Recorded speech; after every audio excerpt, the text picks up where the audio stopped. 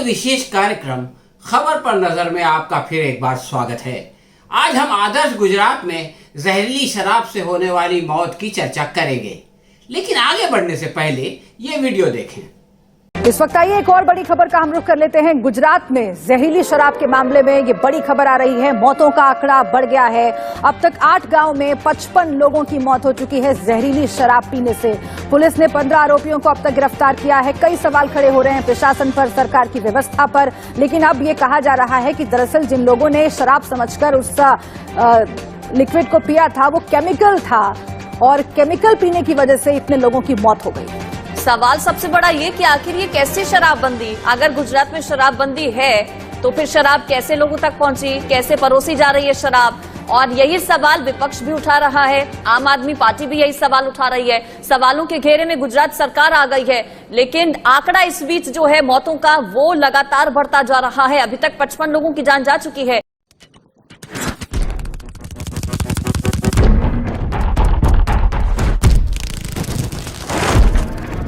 दोस्तों, आपने देखा गुजरात के बोटाड जिले में जहरीली शराब पीने से अब तक 55 लोगों की मौत हो चुकी है, जबकि 150 से ज्यादा लोग प्रभावित हुए हैं।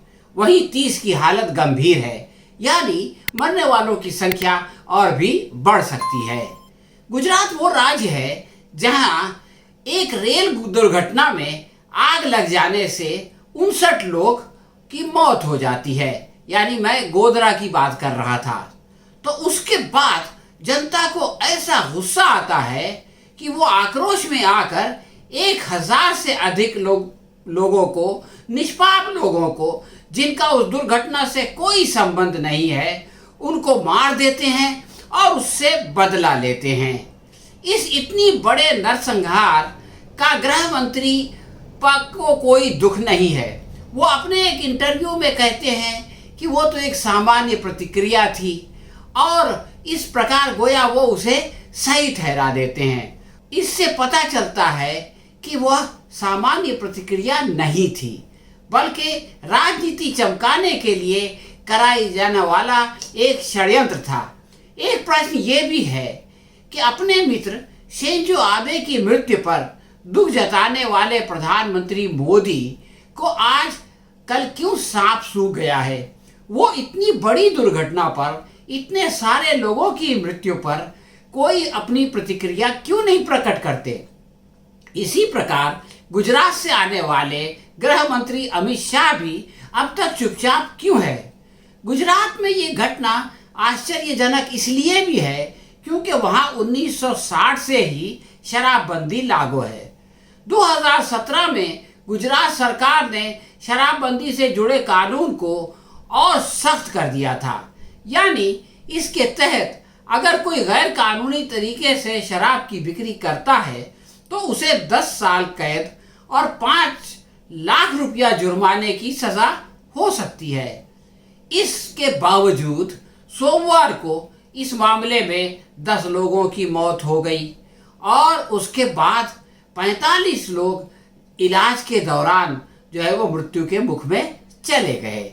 जहरीली शराब पीकर मरने वालों के शवों को शमशान घाट ले जाने के बजाय खुली जमीन पर पोस्टमार्टम के बाद ग्रामीणों की मदद से पुलिस ने अंतिम संस्कार कर दिया।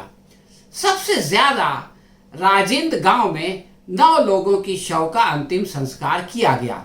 जहरीली शराब से राजिंद के अलावा रेस, चौकड़ी, धंधुका, नभोई, रणपुरी, पोलरपुर और चौराग में भी मातम बिछा हुआ है। इस केस में मुख्य आरोपी समेत 14 लोगों को गिरफ्तार किया जा चुका है। मामले की जांच एसआईटी ने शुरू कर दी है।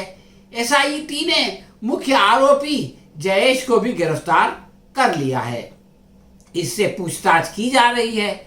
शुरुआती जांच से पता चला है कि सोमवार को बरवाल के राजिंद गांव में एक शराब भट्टी पर 8 गांव के लोग शराब पीने के लिए आए थे।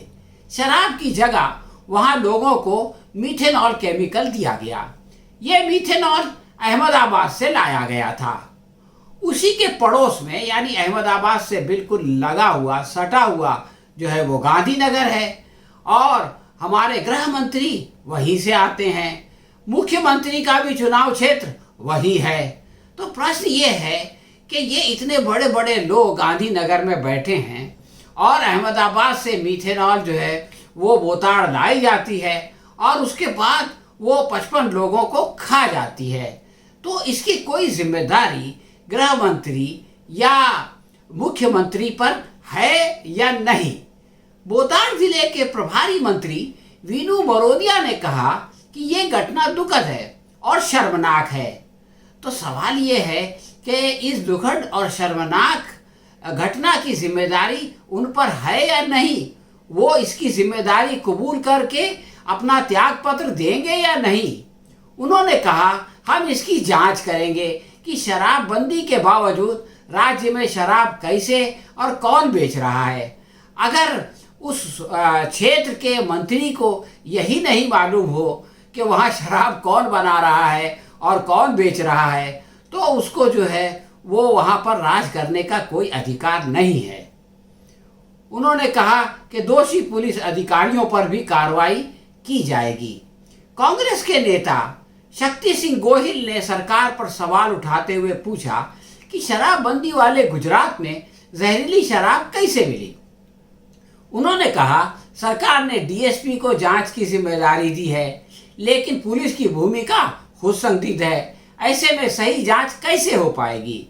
फिलहाल दिल्ली के मुख्यमंत्री अरविंद केजरीवाल गुजरात के दौरे पर हैं। उन्होंने क्या कहा ये आप उन्हीं से सुनिए।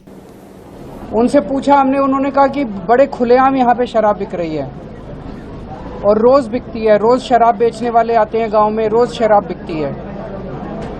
गुजरात में तो नशाबंदी है, अगर नशाबंदी है तो इतनी खुलेआम शराब कैसे बिक रही है? क्या प्रशासन को पता नहीं है? जाहिर तौर पे पता है। इतने बड़े स्केल के ऊपर गांव-गांव के अंदर इतने सारे गांव के लोग यहाँ आज एडमिट हैं, गांव-गांव के अंदर इतने बड़े स्तर के ऊपर शराब कैसे बिक रही है? जाहिर तौर के ऊपर उनको राजनीतिक पॉलिटिकल उनको संरक्षण है, उसके बिना नहीं हो सकता। और लोग कहते हैं कि मीडिया की रिपोर्ट्स के हिसाब से हजारों करोड़ों का धंधा है ये। केंद्र सरकार दिल्ली में मनीष सिसोदिया को शराब के बारे में यानी शराब के ठेकों के बारे में घेर रही थी। उनके विरुद्ध जांच का आदेश दे दिया गया था, मगर कार्रवाई के पूर्व ही गोवा में स्मृति ईरानी की बेटी का गैर कानूनी बार चर्चा में आ गया। इस पर कांग्रेस के प्रवक्ता पवन खेड़ा ने क्या कहा, ये आप उनसे सुनिए। कि मौत हुए 1 साल 1 महीना हो चुका था, 13 महीने पहले जिसका देहांत हो गया हो, उसके नाम पर गोवा में स्मृति ईरानी जी की सुपुत्री, मैं उनका नाम नहीं लूंगा क्योंकि जैसा कि मैंने कहा वो राजनीति में नहीं है, उन पर टिप्पणी नहीं करूंगा, लेकिन स्मृति ईरानी जी की पुत्री ने वो लाइसेंस लिया।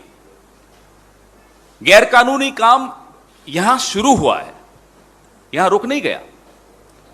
एक मृत व्यक्ति के नाम पे आप लाइसेंस ले लेते हो, उस व्यक्ति की मौत हुए 13 महीने हो चुके हैं और गोवा के कानून के हिसाब से एक रेस्टोरेंट को 1 लाइसेंस मिल सकता है बार का। तो दूसरा गैरकानूनी काम क्या हुआ? इस रेस्टोरेंट को, जी नहीं, उसका नाम कोई तुलसी संस्कारी बार नहीं है, उसका नाम है सिली सोल्स बार। इस रेस्टोरेंट को 2 लाइसेंस मिले हैं। यह दूसरा गैरकानूनी काम हुआ है। और तीसरा गैरकानूनी काम क्या हुआ है? किसी भी ऐसे प्रेमिसेस को लाइसेंस देने से पहले यह आवश्यक है कि वो रेस्टोरेंट के तौर पे रजिस्टर्ड है, उसको रेस्टोरेंट का लाइसेंस मिला हुआ हो। तीसरा गैरकानूनी काम यह है कि इस रेस्टोरेंट को रेस्टोरेंट चलाने का लाइसेंस नहीं मिला हुआ। 3 गैरकानूनी काम कैसे संभव हो सकते हैं? क्या मैं और आप ऐसा काम कर सकते हैं या करने की सोच भी सकते हैं? हैरानी की बात यह है कि जो आपके समर्थक हैं, उनके बच्चे तो लुलु मॉल का गेम खेलें, हनुमान चालीसा और नमाज की लड़ाई लड़ें। आपके बच्चे या तो विदेशों में पढ़े, अच्छी बात है, पढ़ना चाहिए, या आपके बच्चे आपकी प्रोटेक्शन, आपकी पेट्रनेज, आपके आशीर्वाद के चलते इस तरह के गैर कानूनी काम करें और सारे कानून तोड़ दें। स्थित जो रेस्टोरेंट है वहां पर पहुंच गए और रेस्टोरेंट एंड बार को एक काली टेप से छुपाया गया था, बार शब्द को, तो उन्होंने वहां पर पहुंच करके उस शब्द से टेप को हटा करके एक पर्दाफाश करने की कोशिश की। How are you? I'm good. How are you? Oh, what a wonderful place you've got over here. Thank you. Okay, guys, now let me introduce you to a very, very young entrepreneur. This is Zoe Shirani, correct? This is your restaurant, yeah? Yes, sir. So, what was the thinking behind one, opening a sort of international restaurant in Goa? There is a lot of international food happening around, is it? Yes. Goa is like the tourist hub of India, as you obviously know. But and you can find a lot of Goan places, local food. But at least I like to think that international food is kind of lagging here. I mean, there are like places opening up a lot around. Goa का मामला अभी ठंडा नहीं हुआ था कि गुजरात में गैर कानूनी शराब और 55 लोगों की मौत ने भाजपा को घेरे में ले लिया। देखना यह है कि इस चक्रव्यूह से भाजपा कैसे बाहर निकलती है। सत्ता भी एक जहरीली शराब है, उसके नशे में धुत सरकार का नशा इस दुर्घटना ने तोड़ दिया है। इससे आदर्श गुजरात का पोल भी खुल गया है। अब देखना है कि इस दुर्घटना का आने वाले चुनाव पर क्या प्रभाव पड़ता है। क्या लोग इसे देखकर गुजरात की सरकार को सबक सिखाते हैं या फिर आंख मूंद के फिर कमर पर ठप्पा लगाते हैं। हाँ तो दोस्तों, ये थी हमारी आज की समीक्षा। आपको कैसी लगी हमें कमेंट बॉक्स में लिख के बताएं। अगर आपको पसंद आई हो तो इसे लाइक या शेयर करें। हम बहुत जल्द किसी नए विषय के साथ आपकी सेवा में फिर उपस्थित होंगे। तब तक के लिए आज्ञा दीजिए। धन्यवाद।